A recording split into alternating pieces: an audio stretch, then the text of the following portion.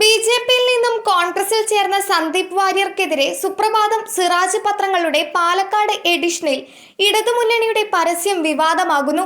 ഈ വിഷപ്പാമ്പിനെ സ്വീകരിക്കുകയോ കഷ്ടം എന്ന തലക്കെട്ടിലും സന്ദീപ് വാര്യരുടെ ഫോട്ടോയും ചില ഫേസ്ബുക്ക് പോസ്റ്റുകളുടെ സ്ക്രീൻഷോട്ടും ചേർത്താണ് ആദ്യ പേജിൽ പരസ്യം നൽകിയിരിക്കുന്നത്. പത്രപരസ്യത്തിലെ തന്റെ പേരിലുള്ള ഫേസ്ബുക്ക് പോസ്റ്റുകൾ പലതും വ്യാജമാണെന്നും നിയമ നടപടി സ്വീകരിക്കുമെന്നും സന്ദീപ് വാര്യർ പറഞ്ഞു. വർഗീയ വിഭജനം ലക്ഷ്യമിട്ട് CPM നൽകിയ പരസ്യമാണിതെന്നും CPM കൃത്രിമമായി നിർമ്മിച്ചതാണ് തന്റെ പേരിലുള്ള പോസ്റ്റുകളെന്നും സന്ദീപ് വാര്യർ പറയുന്നു. പരസ്യം നൽകാൻ ഈ 2 പത്രങ്ങൾ മാത്രം തിരഞ്ഞെടുത്തത് ഇതിന്റെ ഭാഗമാണെന്നും അദ്ദേഹം പറഞ്ഞു. BJPയെ പോലെ CPMഉം വർഗീയ ധ്രുവീകരണത്തിന് ശ്രമിക്കുകയാണ്.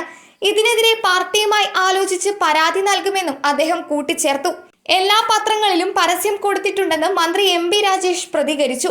2 പത്രങ്ങളിലെ പരസ്യം മാത്രം വിവാദമാകുന്നത് എന്താണെന്ന് അറിയില്ലെന്നും അദ്ദേഹം പറയുന്നു. സന്ദീപിനോട് ഫേസ്ബുക്കിലെ പരാമർശങ്ങളൊക്കെ ഡിലീറ്റ് ചെയ്യാൻ കോൺഗ്രസ് പറയണമായിരുന്നു. സന്ദീപ് ഇപ്പോഴും RSSകാരനാണ്. എല്ലാ പത്രങ്ങളിലും ഒരേ ഉള്ളടക്കമാകണമെന്നില്ല. സന്ദീപ് പറഞ്ഞത് തുറന്നു കാട്ടുക മാത്രമാണ് ചെയ്തതെന്നും MB രാജേഷ് കൂട്ടിച്ചേർത്തു.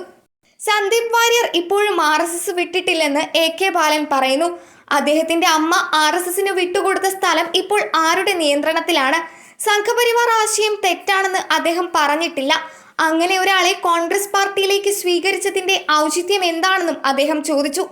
ഇത് കാഫിർ സ്ക്രീൻഷോട്ടിന്റെ മോഡിഫൈഡ് വേർഷനാണെന്ന് ഷാഫി പറമ്പിൽ വിമർശിച്ചു. തെരഞ്ഞെടുപ്പ് കമ്മീഷൻ എങ്ങനെ ഇതിന് അനുമതി കൊടുത്തുവെന്നും BJP ഈ പരസ്യം കൊടുത്താൽ മനസ്സിലാക്കാമെന്നും അദ്ദേഹം പറഞ്ഞു. സന്ദീപ് വാര്യർ ക്രിസ്റ്റൽ ക്ലിയർ ആണെന്ന് പറഞ്ഞത് ആരാണെന്നും അദ്ദേഹം ചോദിച്ചു. News desk മലയാളാക്ഷരം.